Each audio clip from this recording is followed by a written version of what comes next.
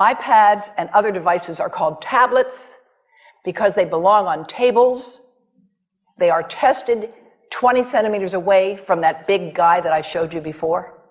20 centimeters away. They are not approved to be held in the laps of little children, although millions of kids are having them now in schools because the people involved in educational technology and those involved in public health research are not talking to one another. Because if they were, they would understand that you're giving children a two-way microwave radiating device, and if you must give them such a device for learning purposes, put it on airplane mode so that it's not sending and receiving signals as it does otherwise. Now, this is some new modeling, again, that we've developed with colleagues in Brazil, and we can share with you how we've done it.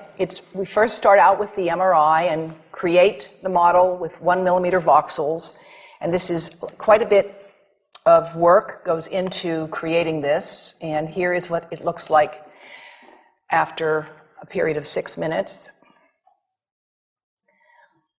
And that's really not as bad as it might look, because you see the red area only gets partway through the eye of the adult, right?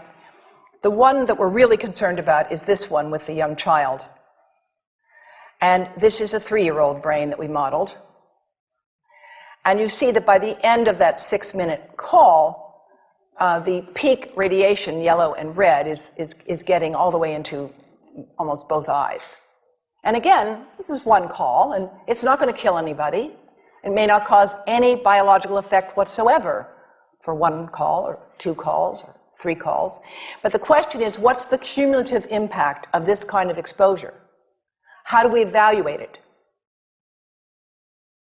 And I want to show you an example of some of the work that we are doing now that I'm releasing here for the first time. And this is a modeled microwave radiation dose of a 6-year-old with greater levels to the frontal and temporal lobes, eyes and cheek. And watch this here. Now, yellow, white, and red are the hottest, all right? And if you look carefully, you will see it's going into the eye, the nose.